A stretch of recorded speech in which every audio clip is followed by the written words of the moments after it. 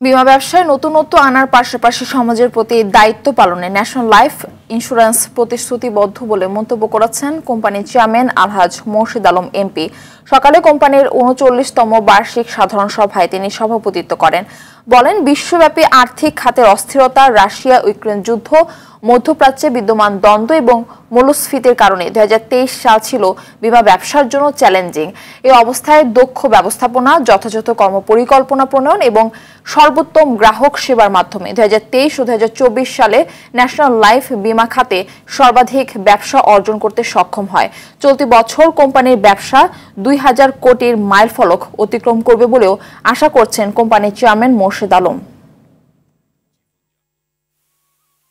সরকারের নিয়ম নীতি পালনে আমরা বদ্ধপরিকর, যার কারণে বীমা শিল্পের ন্যাশনাল লাইফের স্বতন্ত্রতা, সুনাম ও সুখ্যাতি এবং গ্রাহকের আস্থা অত্যন্ত সন্তোষজনক পর্যায়ে রয়েছে।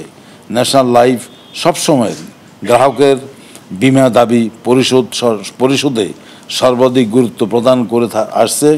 যথাসময়ে দাবি পরিশোধের ফলেই কোম্পানির ব্যবসায়িক সাফল্য অর্জন সহজতর হয়েছে।